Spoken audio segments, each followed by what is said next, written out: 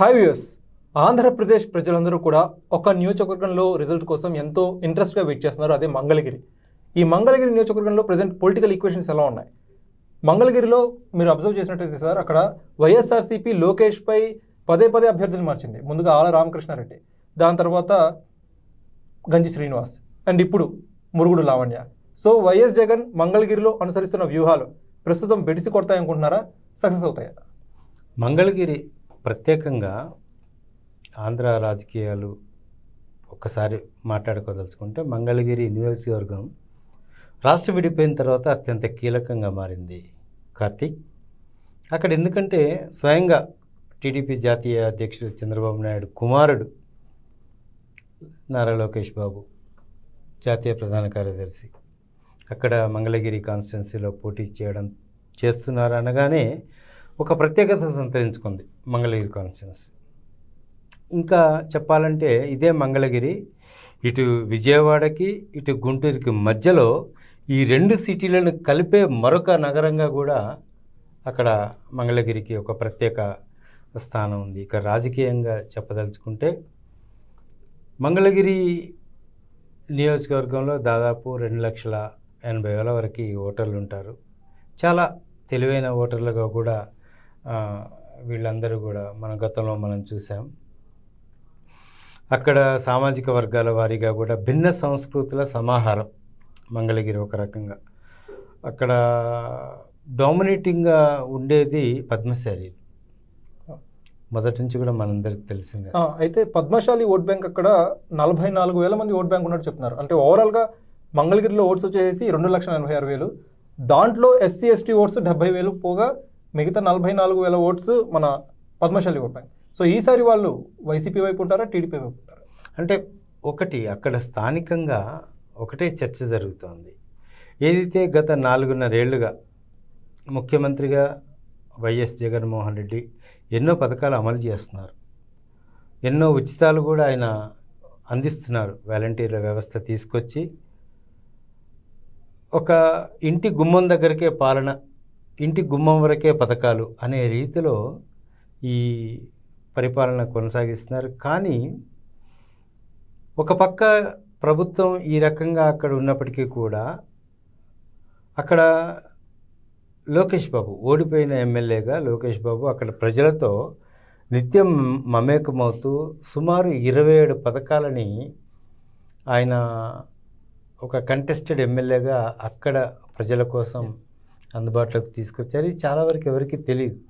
ప్రజలతో సత్సంబంధాలు మంగళగిరి, ఎస్పెషల్గా మంగళ కాన్స్టిట్యున్సీలో సత్సంబంధాలు ఈ రోజు వరకు లోకేష్ బాబు కొనసాగిస్తున్నారు. ఏ చిన్న సమస్య వచ్చినా సరే నేనున్నానంటూ వాళ్ళ మధ్యకి వెళ్తాను. ఈ మధ్య మనం చూసాం, అన్ని సామాజిక వర్గాల ప్రజలతో మమేకం అవుతున్నారు, భేటీ అవుతున్నారు, వాళ్ళ సమస్యలు తెలుసుకుంటున్నారు.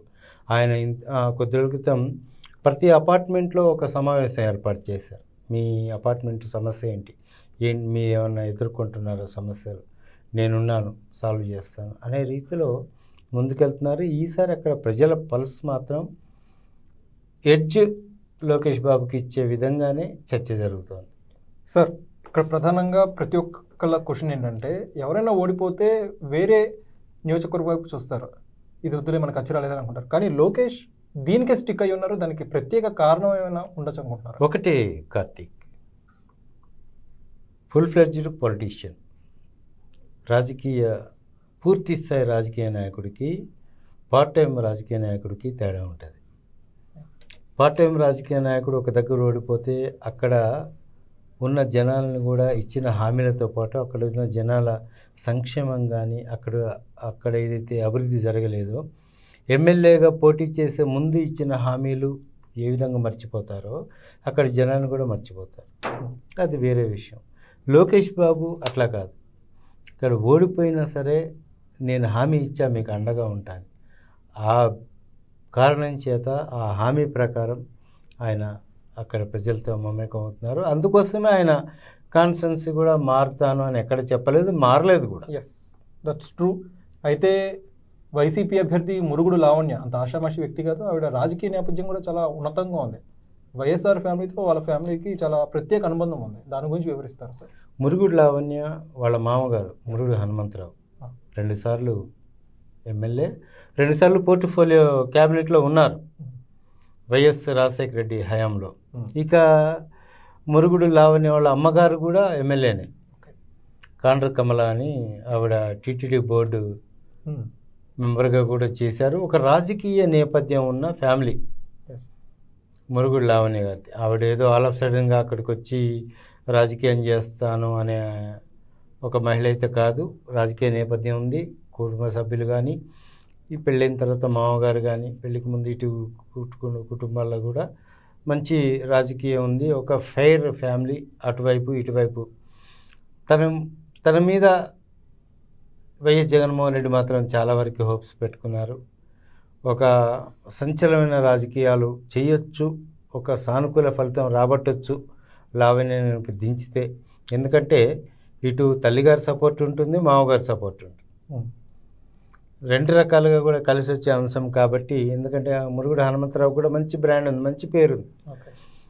ఆయనకు వైఎస్ రాజశేఖర రెడ్డితో ఉన్న సత్సంబంధం కానీ, ఆయన గతంలో మంత్రిగా చేసిన ఆయన అభివృద్ధి సంక్షేమ కార్యక్రమాలు కానీ మురుగుడు లావణ్య విజయానికి దోహదం చేస్తాయి అని విశ్వాసం జగన్మోహన్ రెడ్డిలో ఉండి ఆవిడని తీసుకొచ్చిన పరిస్థితులు కనిపిస్తుంది. సార్, ఇక్కడ ఒక ఇంట్రెస్టింగ్ క్వశ్చన్ ఏంటంటే, మురుగుడు లావణ్య ఒక మహిళా అభ్యర్థి. సో ఇక్కడ మహిళా సెంటిమెంట్ ఎక్కువ వర్కౌట్ అయ్యే అవకాశం ఉందా, లేకపోతే నారా లోకేష్ ఆల్రెడీ ఓడిపోయిన అభ్యర్థి, ఆయనపై సింపతి ఎక్కువ వర్కౌట్ అయ్యే అవకాశం ఉందా? అంటే ఇక్కడ సింపతి అనే కన్నా సానుకూల వాతావరణం, ప్రజల నుంచి సానుకూల వాతావరణం ఎవరికి ఉంది అనే చర్చ మనం జరుపుకోవచ్చు. ఆల్రెడీ లోకేష్ బాబు ఒకసారి పోటీ చేశారు ఆళ్ళ రామకృష్ణారెడ్డి మీద, ఒక తక్కువ మెజారిటీతో ఓడిపోయారు.